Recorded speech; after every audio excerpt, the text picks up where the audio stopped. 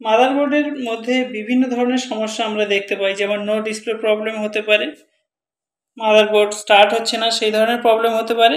আবার মাদারবোর্ড চালু হলেও অনেক সময় দেখা যায় বারবার রিস্টার্ট হচ্ছে। সেই সমস্যার সমাধানগুলি আপনি কিভাবে করবেন সেগুলি জানার জন্য এই ভিডিওটি শেষ পর্যন্ত দেখুন।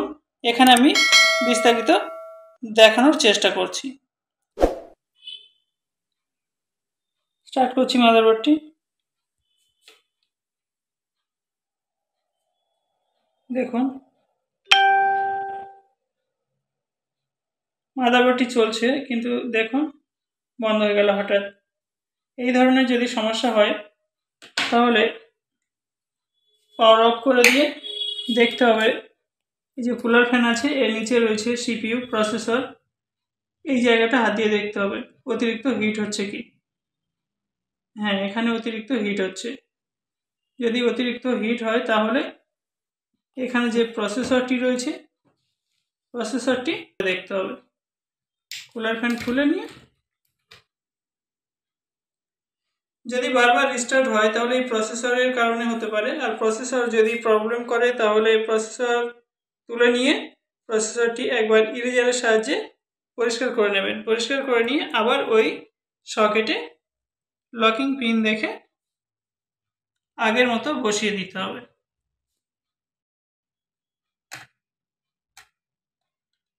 লকিং পিন দেখে সঠিকভাবে বসিয়ে দিতে হবে, দিয়ে আবার একবার চালু করে দেখতে হবে। দেখুন আবার চালু করছি আমি, পাওয়ার অন করলাম। দেখুন নো ডিসপ্লে দেখাচ্ছে। কুলার ফ্যান ঘুরছে, এখানে কিছুক্ষণ ওয়েট করুন। দেখুন আবার বন্ধ হয়ে গেল। এই ধরনের সমস্যা হলে প্রসেসরটি ক্লিন করার পরেও যদি থাকে এই সমস্যাটি, তাহলে প্রসেসরটি একবার চেঞ্জ করতে হবে। চেঞ্জ করার সময় দেখে নিতে হবে এখানে যে প্রসেসর আছে এই সকেট অনুযায়ী একই ধরনের প্রসেসর ব্যবহার করতে হবে। এখানে ডুয়েল কোর প্রসেসর রয়েছে, তো সেই প্রসেসর আমরা এখানে সেম প্রসেসর একটি চেঞ্জ করে দেখব। এই মাদারবোর্ডে এই প্রসেসরটি যুক্ত ছিল, কিন্তু বারবার রিস্টার্ট হওয়ার কারণে এই প্রসেসরটি আমি ইরেজার দিয়ে ক্লিন করে নিয়ে ব্যবহার করলাম, যুক্ত করলাম, কিন্তু সেই একই প্রবলেম এখনও রয়েছে, যে কারণে প্রসেসরটি আমি বাদ দিয়ে অন্য একটি প্রসেসর এখানে যুক্ত করে দিচ্ছি।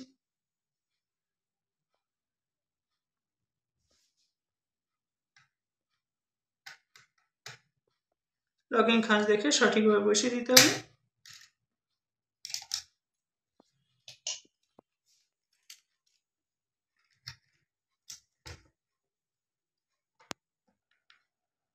প্রসেসর চেঞ্জ করার পর কুলার ফ্যান ঘুরছে, দেখুন এখানে কিন্তু রিস্টার্ট প্রবলেমটি আর নেই।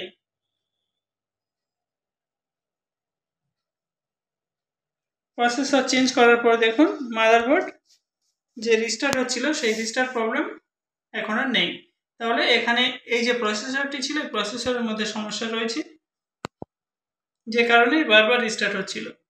আবার মাদারবোর্ডের মধ্যে যদি নো ডিসপ্লে সংক্রান্ত কোনো প্রবলেম আসে, সেক্ষেত্রে প্রসেসর চেঞ্জ করে আপনি যেমন দেখবেন, তার সঙ্গে সঙ্গে আপনাকে দেখতে হবে এই যে র্যাম রয়েছে, র্যাম সঠিকভাবে কাজ করছে কিনা আপনাকে দেখতে হবে। কি কি সমস্যার কারণে নো ডিসপ্লে হয়ে থাকে এবং তার সমাধান কিভাবে আপনারা করবেন তার উপর ভিডিও আমার চ্যানেলে আপলোড আছে, সেখান থেকে দেখে নেবেন। র্যাম, প্রসেসর, বিভিন্ন ধরনের আইসি বা বিভিন্ন ধরনের শর্ট সার্কিটের কারণে কি কি প্রবলেম আসে তার উপরে বিস্তারিত আলোচনা করা আছে আমার চ্যানেলের বিভিন্ন ভিডিওতে, আপনারা সেখান থেকে দেখে নেবেন বিভিন্ন ভিডিওগুলি। এখানে এই যে বিভিন্ন ধরনের ইউএসবিগুলি রয়েছে, এই ইউএসবিগুলি যদি সঠিকভাবে কাজ না করে তাহলে আমাদের আউটপুট ইনপুট সংক্রান্ত বিভিন্ন ধরনের প্রবলেম যেমন আইওআইসি থেকে হতে পারে। আবার আউটপুট ইনপুট সংক্রান্ত কাজের মধ্যে এখানে যে ইউএসবিগুলি রয়েছে, ইউএসবি বিশেষ করে এখানে প্রবলেম হতে পারে এই যে সাউথ ব্রিজ রয়েছে, সাউথ ব্রিজের প্রবলেম থেকে। সাউথ ব্রিজ প্রবলেম হলে এখানে ম্যাক্সিমাম ক্ষেত্রে দেখা যায় ইউএসবির মধ্যে সঠিকভাবে আমরা কাজ করতে পারি না। ইউএসবির সঙ্গে কোনো ধরনের মাউস হোক বা কিবোর্ড হোক বা অন্যান্য যে সমস্ত ইউএসবি আমরা ব্যবহার করে থাকি কানেক্টরগুলি, এখানে কানেক্ট করে আমরা কাজ করতে পারি না। সেক্ষেত্রে প্রবলেম থাকতে পারে এই সাউথ ব্রিজের মধ্যে। এখানে এই যে 4 পিন যে কানেক্টরটি রয়েছে, এই কানেক্টরের সঙ্গে যুক্ত হয় এসএমপিএস থেকে আসা এই যে 4 পিন কানেক্টরটি। এখানে পাওয়ার দিয়ে থাকে 4 পিনের দ্বারা 12 ভোল্ট, এবং এই 12 ভোল্ট ভিআরএম সেকশনের মধ্যে এই যে রয়েছে কানেক্টরটি, এখান থেকে শুরু করে এই যে দেখতে পাচ্ছেন প্রসেসর, এখানে রয়েছে ভিআরএম চিপ এবং তার সঙ্গে সঙ্গে কয়েল, মসফেট, ক্যাপাসিটর, বিভিন্ন সার্কিটগুলি রয়েছে। এখানে যদি কোনো ধরনের সার্কিটের মধ্যে কোনো সমস্যা থাকে, বিশেষ করে শর্ট হয়ে থাকে, এদের বিভিন্ন সমস্যার কারণে এই ভিআরএম সেকশনটি প্রবলেম হতে পারে। ভিআরএম সেকশন যদি প্রবলেম হয় সেক্ষেত্রে বুঝবেন কিভাবে যে প্রবলেমটা ভিআরএম সেকশনে রয়েছে, যে কারণে নো ডিসপ্লে।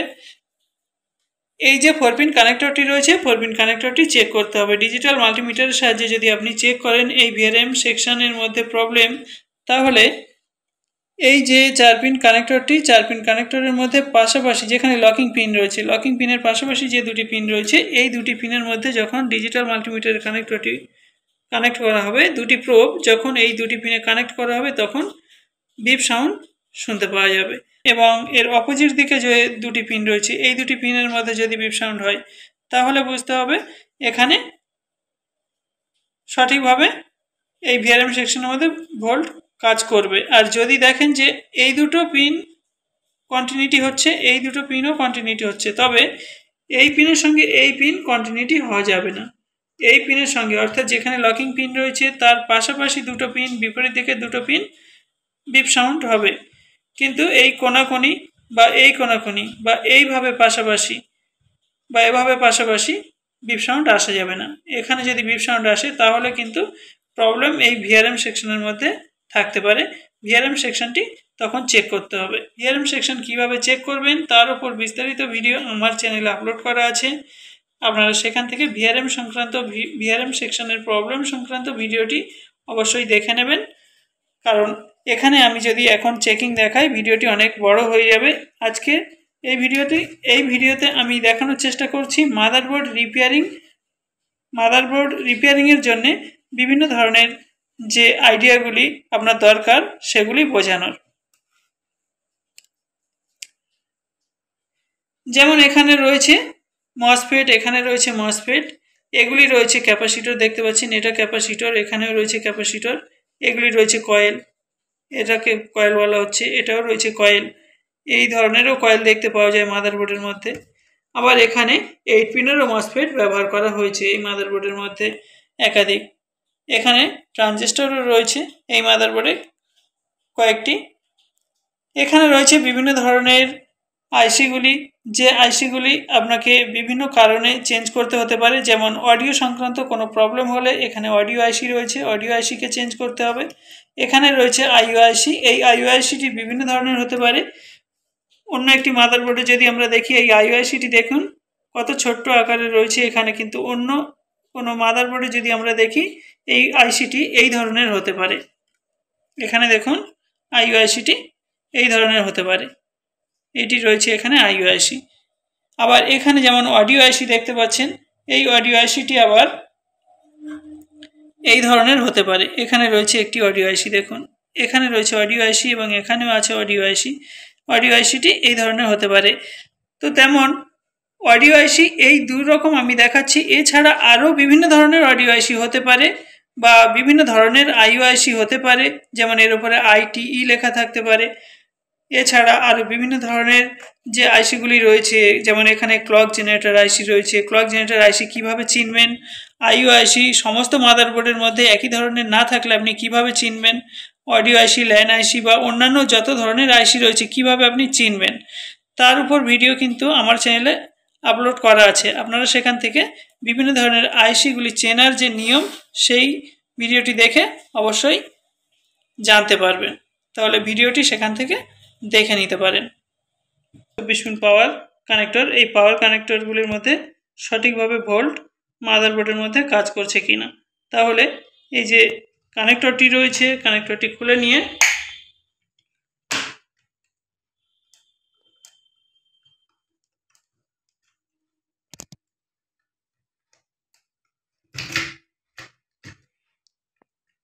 এই যে 4 পিন পাওয়ার কানেক্টর রয়েছে, 4 পিন পাওয়ার কানেক্টর যেখানে রয়েছে সঠিকভাবে ভোল্ট আসছে কিনা চেক করে নিতে হবে। এখানে রয়েছে 24 পিন যে পাওয়ার কানেক্টর, এই 24 পিন পাওয়ার কানেক্টর থেকেও বিভিন্ন ধরনের প্রবলেম এসে থাকে। যদি আমাদের আইসির মধ্যে সঠিকভাবে ভোল্ট না আসে, সেক্ষেত্রে কিন্তু আমাদের মাদারবোর্ড অনেক সময় অন হয় না। সেক্ষেত্রে এই যে 24 পিন পাওয়ার কানেক্টরের মধ্যে যে কেবিলগুলি রয়েছে প্রত্যেকটি তারের ভোল্ট চেক করে নিতে হবে। কিভাবে ভোল্ট চেক করতে হয় তার উপর ভিডিও আমার চ্যানেলে আপলোড আছে, সেখান থেকে এই 24 পিন পাওয়ার কানেক্টর চেকিং পদ্ধতি দেখে নেবেন। এখানে রয়েছে এই যে কানেক্টরটি, এই কানেক্টরের মধ্যে যে পিনগুলি রয়েছে এই পিনগুলি আমরা মাল্টিমিটারের সাহায্যে চেক করে নিতে পারি, অথবা কন্টিনিউটি মিটার থাকলে সেখান থেকেও আপনারা চেক করতে পারেন। যেমন আমি একটি কন্টিনিউটি মিটারের সাহায্যে চেক করছি। দেখুন এখানে এদিকে রয়েছে লকিং পিন, এই যে লকিং পিনটা, লকিং পিনের দিকে রাখবেন ঠিকভাবে। এভাবে যদি ধরি, এখানে যে তারের মধ্যে পজিটিভ ভোল্ট আছে সেই ভোল্টগুলি যে পিন দ্বারা যুক্ত হচ্ছে এই মাদারবোর্ডের সঙ্গে, সেই পিনগুলি চেক করতে হবে। যদি দেখা যায় এখানে পজিটিভ কোনো পিনের সঙ্গে লাইট গ্লো হচ্ছে, তাহলে সেই কানেক্টরটির মধ্যে সমস্যা আছে বলে ধরতে হবে। 24 পিন কানেক্টরটি যেখানে আমরা যুক্ত করি সেখানে দেখতে হবে পজিটিভ কানেকশন কোথায় কোথায় আছে এবং নেগেটিভ কোথায় আছে। যেখানে যেখানে নেগেটিভ আছে সেখানে লাইট গ্লো হবে। এখানে নেগেটিভ যুক্ত করব, এখানে নেগেটিভ পিনটি এখানে যুক্ত করলাম, চেক করছি। দেখুন লাইট গ্লো হচ্ছে। ডিজিটাল মাল্টিমিটারের সাহায্যে আমরা এই যে 24 পিন কানেক্টরটি রয়েছে, 24 পিন পাওয়ার কানেক্টরের মধ্যে কোনো ধরনের প্রবলেম আছে কিনা আমরা চেক করে নেব। কিভাবে চেক করবেন? এই কানেক্টরটি চেক করার জন্য দেখবেন এই যে 24 পিন পাওয়ার কানেক্টর এসএমপিএস থেকে এসছে, যে পিনগুলির মধ্যে পজিটিভ রয়েছে সেই পজিটিভ পিনগুলির সঙ্গে এখানে কোনো ধরনের বিপ সাউন্ড যদি আসে তাহলে এই কানেক্টরটির মধ্যে প্রবলেম রয়েছে। তো চেক করছি। দেখুন প্রথম যে পিনটি এখানে দেখতে পাচ্ছেন, এখানে যদি কানেক্ট করি, লকিং পিন এদিকে রয়েছে, এভাবে কানেক্ট হতো। তো আমি দেখানোর চেষ্টা করছি। দেখুন এই কানেক্ট হচ্ছে, তাহলে এই পিনটি পজিটিভ, এখানে পজিটিভ, এখানে পজিটিভ, এখানে নেগেটিভ। এই পজিটিভ পিনগুলি যদি আমরা চেক করে নিই, এখান থেকে যেখানে যেখানে পজিটিভ পিন রয়েছে সেখানে কোনো ধরনের বিপ সাউন্ড আসা যাবে না। যদি বিপ সাউন্ড আসে তাহলে এই কানেক্টরটির মধ্যে প্রবলেম রয়েছে। নেগেটিভ পিন এখানে ধরলাম, পজিটিভ পিনটি ধরছি, দেখুন এখানে কোনো ধরনের বিপ সাউন্ড আসছে না। এই যে এইচবি স্লট রয়েছে, এইচবি স্লটে যদি আপনি গ্রাফিক্স কার্ড ব্যবহার করেন আর গ্রাফিক্স কার্ডটি যদি সঠিকভাবে কাজ না করে, সেক্ষেত্রেও কিন্তু আপনার মাদারবোর্ডে নো ডিসপ্লে থাকবে। আর সেই নো ডিসপ্লে প্রবলেম আপনি সলভ করতে পারেন নিজেই। কিভাবে করবেন? গ্রাফিক্স কার্ডটি খুলে দিন। যেমন গ্রাফিক্স কার্ডটি দেখতে এই ধরনের হবে, গ্রাফিক্স কার্ডটি খুলে দিতে হবে। গ্রাফিক্স কার্ডটি খুলে দিয়ে আপনাকে এই যে মাদারবোর্ড রয়েছে, মাদারবোর্ডের মধ্যে যে ভিজিএ কানেক্টর বা যদি বর্তমান যে নতুন মাদারবোর্ডগুলি আসছে, লেটেস্ট মাদারবোর্ডে আমরা দেখি এইচডিএমআই পোর্ট, সেই এইচডিএমআই পোর্টের সঙ্গে কানেক্টর কানেক্ট করতে হবে। তাহলে ডিসপ্লে আসার সম্ভাবনা থাকবে যদি এজিপি স্লটের মধ্যে যদি কোনো ধরনের প্রবলেম থাকে অথবা গ্রাফিক্স কার্ডের মধ্যে কোনো ধরনের প্রবলেম থাকে।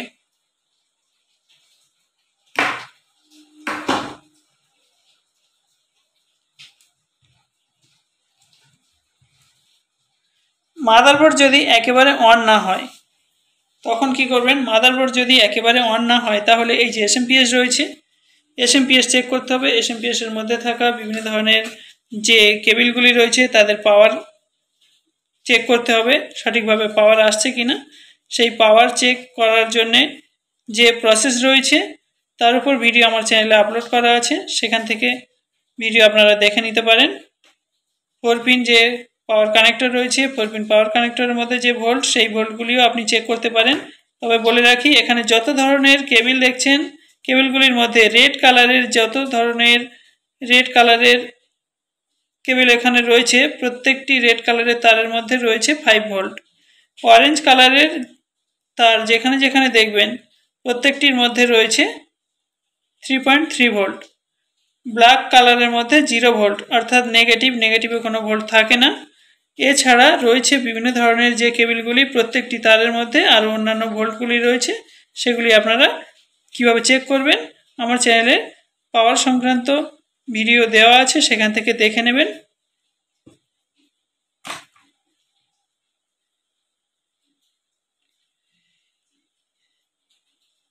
এরপর এই মাদারবোর্ডের মধ্যে যত ধরনের এসএমডি সার্কিট বা এখানে আরও অন্যান্য যে সমস্ত চিপগুলি দেখছেন, সেই চিপের মধ্যে বিভিন্ন সমস্যা আসতে পারে।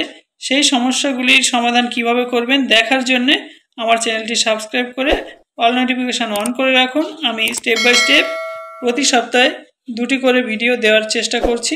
তার মধ্যে আপনারা আশা করি শিখতে পারবেন কিভাবে এই মাদারবোর্ডের চিপ লেভেল রিপেয়ার করতে হয়।